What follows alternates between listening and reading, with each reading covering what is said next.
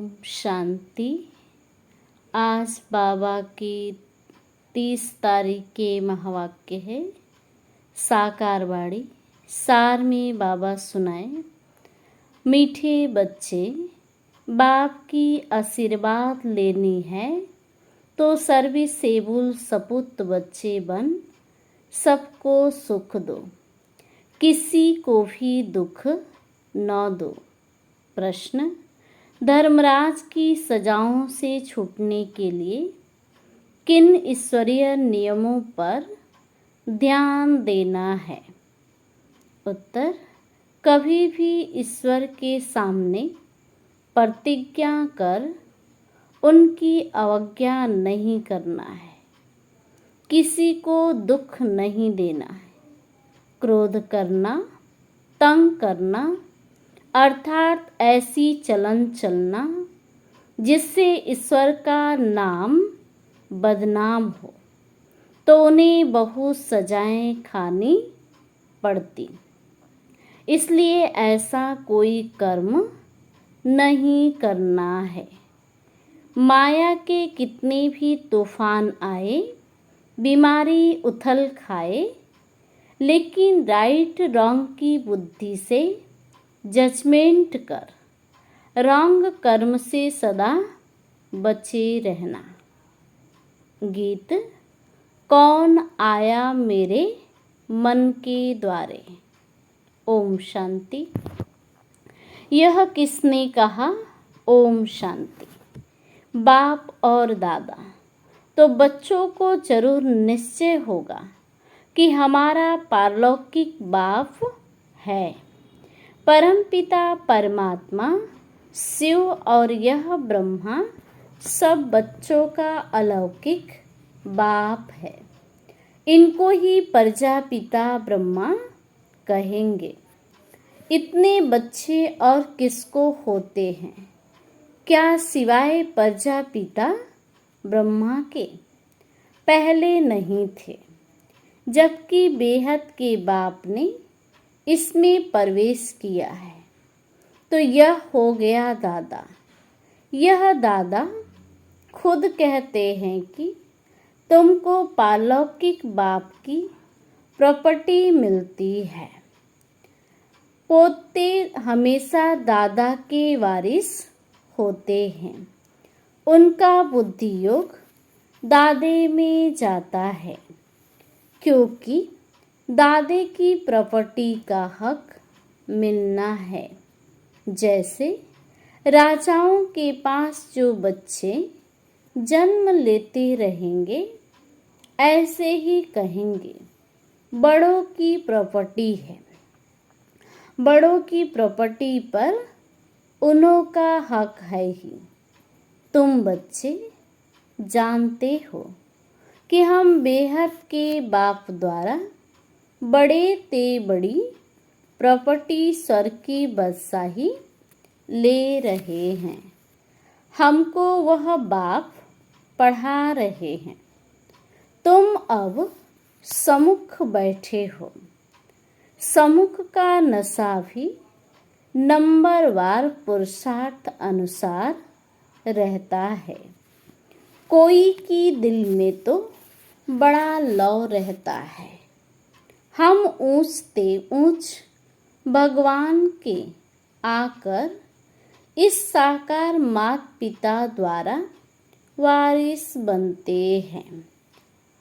बेहद का बाप बहुत मीठा है, जो हमको राजाई के लायक बनाते हैं। माया ने बिल्कुल ही नालायक बना दिया है। कल बाबा के पास कोई मिलने लिए आए थे, परंतु वह कुछ समझते थोड़ी थे। बाबा ने समझाया, यह सब ब्रह्मा कुमार है। तुम भी ब्रह्मा के व शिव के बच्चे हो ना। कहा है तो जरूर यह सिर्फ सुनकर कहा, परंतु दिल में लगा नहीं, तीर लगा नहीं कि सचमुच हम उनके बच्चे हैं, यह भी उनके बच्चे हैं, वर्षा ले रहे हैं। वैसे ही हमारे पास भी कई बच्चे हैं जिनको बहुत थोड़ा बुद्धि में बैठता है। वह खुशी, वह रुहाव नहीं दिखाई पड़ता है। अंदर बड़ा खुशी का पारा चढ़ना चाहिए। वह सारा चेहरे पर भी आता है। अभी तुम सजनियों का ज्ञान श्रृंगार हो रहा है। तुम जानते हो हम साजन की सजनियां हैं। एक खेरूत यानी खेती का काम करने वाले की लड़की की कहानी है ना। एक राजा खेरूत की लड़की को लेके आया, परंतु फिर भी उसने राजाई में मजा नहीं आया, तो लड़की को वापिस गावड़े में छोड़ आया। बोला, तुम राजाई के लायक नहीं हो। यहाँ भी बाप श्रृंगार करते हैं। तुम भविष्य में महारानी बनो। कृष्ण के लिए भी कहते हैं भगाया पटरानी बनाने के लिए, परंतु कुछ समझते नहीं हैं। सब है इरिलीजियस माइंडेड। समझते हैं ऐसे ही दुनिया चलती रहती है, कुदरत है। बहुत हैं जो मंदिर टिकाड़े में भी नहीं जाते, न शास्त्रों आदि को मानते हैं। गवर्नमेंट भी धर्म को मानने वाली नहीं है। भारत किस धर्म का था, अब किस धर्म का है, बिल्कुल नहीं जानते। अभी तुम बच्चे हो दैवी कुल के, जैसे वह क्रिश्चियन कुल के हैं, वैसे तुम ब्राह्मण कुल के हो। बाप कहते हैं पहले पहले तुम बच्चों को पतित शूद्र से ब्राह्मण बनाता हूँ। पावन बनते बनते फिर 21 जन्मों के लिए तुम दैवी संप्रदाय बन जाएंगे, दैवी गोद में जाएंगे। आगे थे आसुरी गोद में, आसुरी गोद से फिर तुम ईश्वरीय गोद में आए हो। एक बाप के बच्चे भाई बहन हैं। यह एक वंडर है। सब कहेंगे हम ब्राह्मण कुल के हैं, हमको तो श्रीमत पर चलना है, सबको सुख देना है, रास्ता बताना है। दुनिया में कोई नहीं जो सुख से कहे बेहद के बाप से बेहद का वर्षा कैसे लिया जाता है। तुमको बेहद का बाप मिला है, तुम ही उनके बच्चे बने हो। बुद्धि से जानते हो कल्प पहले जिन्होंने बाप से वर्षा लिया होगा वही आकर लेंगे। थोड़ा भी बुद्धि में होगा तो कभी न कभी आकर पहुँचेंगे। आएंगे तो कुछ न कुछ लेने लिए। तुम्हारे में भी नंबरवार बनते आज पावन बनने लिए आए हैं, कल फिर पतित बनने पड़ते हैं। किसका खराब संग लगने से भूल जाते हैं कि बाप का बनकर फिर बाप को छोड़ा तो बहुत पाप आत्मा हो जाते हैं। जैसे कोई किसका खून करते हैं तो पाप लगता है, वह पाप भी थोड़ा है। यहाँ जो बाप का बनकर फारक्ती देते हैं, प्रतिज्ञा कर फिर भिखारी बन पड़ते हैं, तो बहुत पाप लगता है।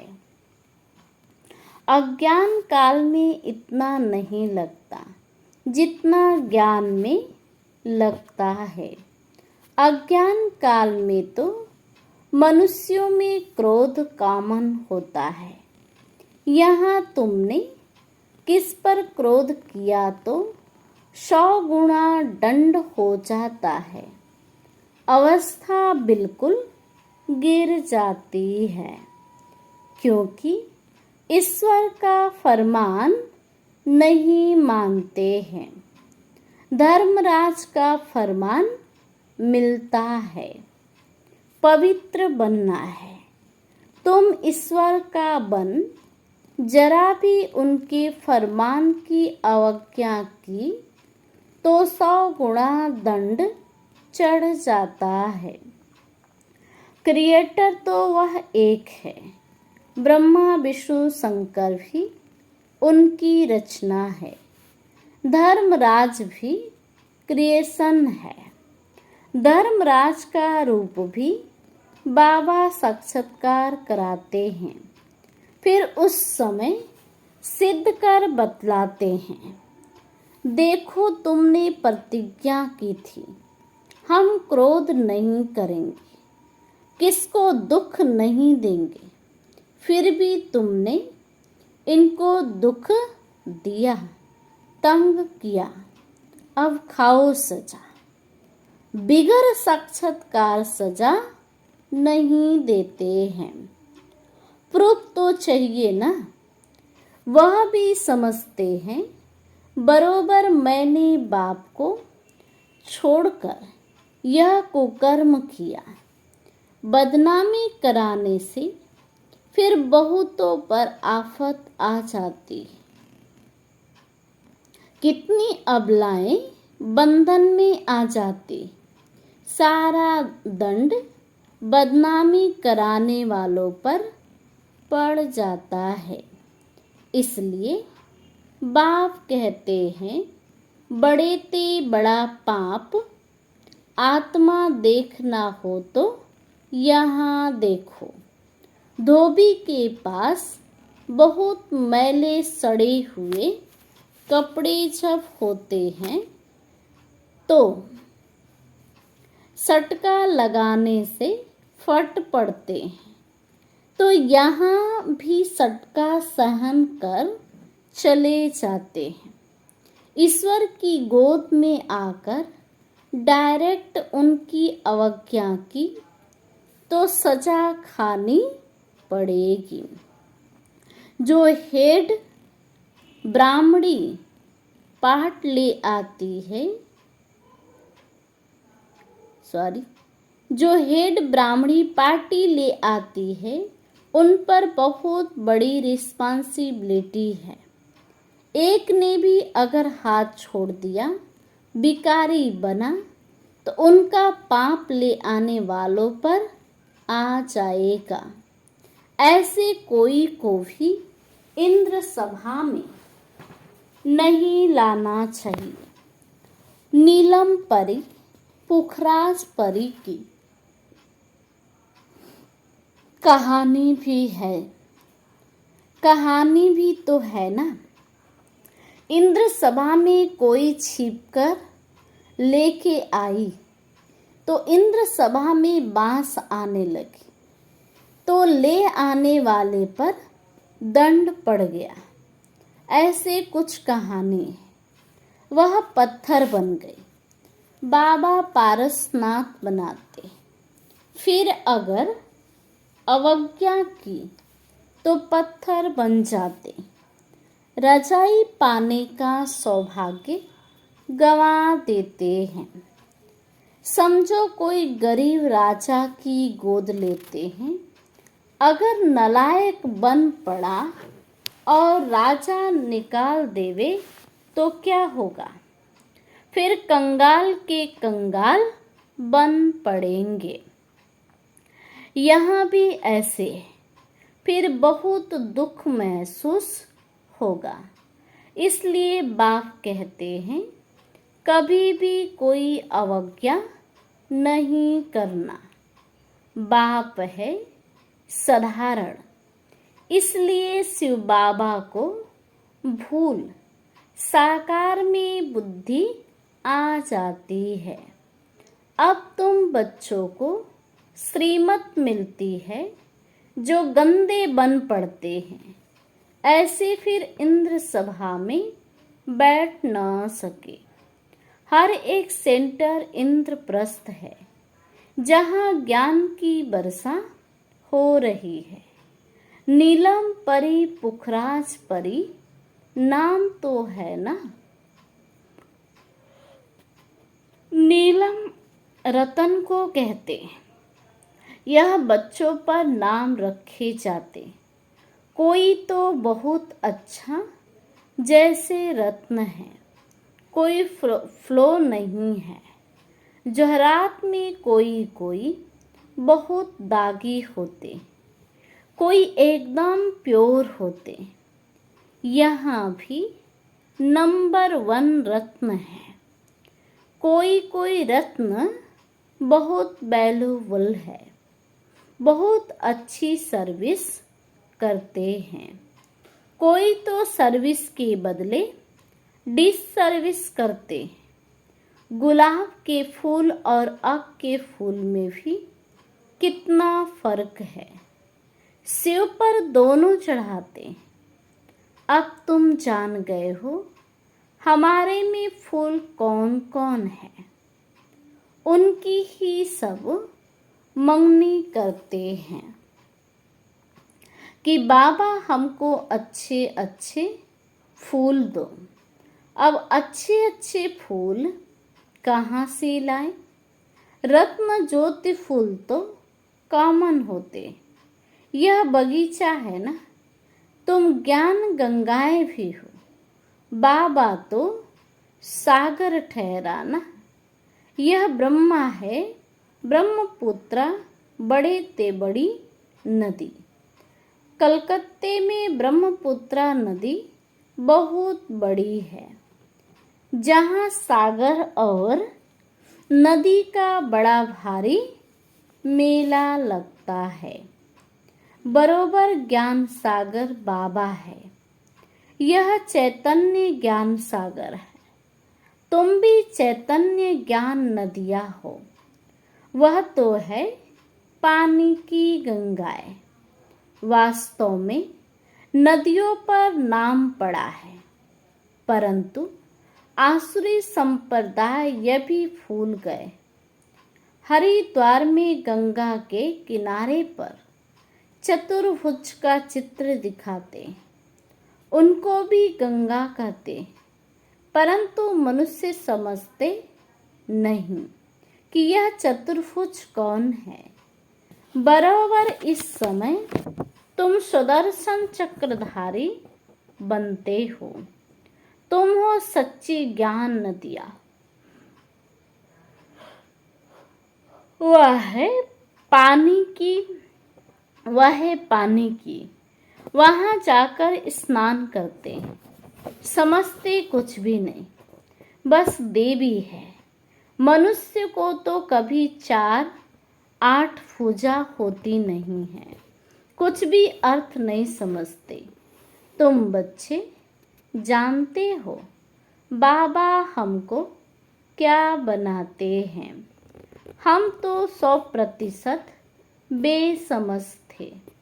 बाबा की गोद लेने से हम स्वर्ग के मालिक बनते हैं।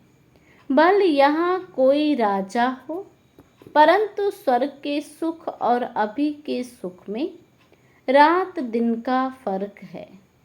तुम्हारे में कोई ऐसे भी हैं जो बाप को नहीं समझते हैं, तो अपने को भी नहीं समझते हैं। देखना चाहिए कि मैं कितनी खुशबू देता हूँ। उल्टा सुल्टा तो नहीं बोलता हूँ, क्रोध तो नहीं करता हूँ। बाप झट चलन से समझ लेते हैं कि यह बच्चा कैसे होगा। सर्विस एबल बच्चे बाप को बहुत प्यारे लगते हैं। सब तो ऐसे जैसे प्यारे नहीं लग सकते। ऐसे बच्चों के लिए अंदर से ऑटोमेटिकली आशीर्वाद निकलती है।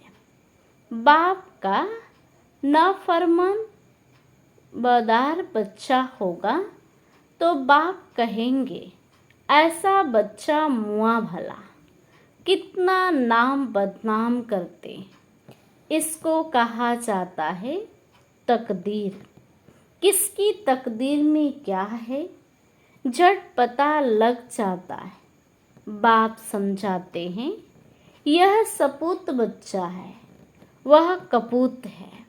बाप दादा को नहीं पहचाना, तकदीर में वर्षा लेना नहीं है तो क्या करेंगे। इस ज्ञान मार्ग में कायदे बड़े कड़े हैं। बाप पवित्र बने और बच्चे न बने तो वह बच्चा हकदार नहीं हो सकता है। उसको बच्चा नहीं समझेंगे। फिर कहेंगे, हम तो शिव बाबा को वारिस बनाएंगे। तो बाबा 21 जन्मों के लिए हमको रिटर्न में देंगे। इसका मतलब यह नहीं कि बाबा के पास आकर बैठ जाना है, नहीं। गृहस्थ व्यवहार में रहते सबको संभालना भी है, परंतु ट्रस्टी होकर रहना है। ऐसे नहीं कि तुम्हारे बच्चों आदि को बाप बैठ संभालेंगे, नहीं। ऐसे ख्यालात वाले भटक पड़ते हैं। यहाँ बाबा के पास तो बिल्कुल पवित्र चाहिए, अपवित्र कोई बैठ न सके, नहीं तो पत्थर बुद्धि बन जाएंगे। बाबा कोई श्राप नहीं देते हैं, यह तो एक ला है। बाप कहते हैं, फिर खबरदार रहना। कर्म इंद्रियों से कोई पाप किया तो यह मार बड़ी भारी मंजिल है। बाबा का बच्चा बना तो फिर बीमारी सारी उथल खाएगी। डरना नहीं है। वैद्य लोग भी कहते हैं, फलानी दवाई से तुम्हारी बीमारी बाहर निकलेगी, तुम डरना नहीं। बाप भी खुद कहते हैं, तुम बाप के बनेंगे तो माया रावण तुमको बहुत हैरान करेगा, खूब तूफान में ले आएगा। अभी तुमको रॉन्ग और राइट की बुद्धि मिली है और कोई को रॉन्ग राइट की बुद्धि नहीं है। सबकी है विनाश काले विपरीत बुद्धि।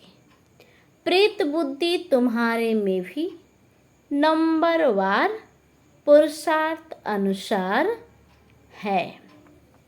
प्रेत बुद्धि वाले बाप की सर्विस बहुत अच्छी करेंगे। अच्छा, मीठे मीठे सिकिलदे बच्चों प्रति माता पिता बाप दादा का याद प्यार और गुड मॉर्निंग। रूहानी बाप की रूहानी बच्चों को नमस्ते। हम बच्चों की तरफ से रूहानी बाप दादा को गुड मॉर्निंग, नमस्ते नमस्ते नमस्ते। शुक्रिया बाबा, शुक्रिया। Thank you Baba, thank you. धारणा के लिए मुख्य सार। पहले पॉइंट, ईश्वर का बच्चा बनकर जरा भी उनके फरमान की अवज्ञा नहीं करनी। इन कर्म इंद्रियों से कोई भी कुकर्म नहीं करना है। उल्टे सुलटे बोल नहीं बोलने, सपूत बन बाप की आशीर्वाद लेनी है।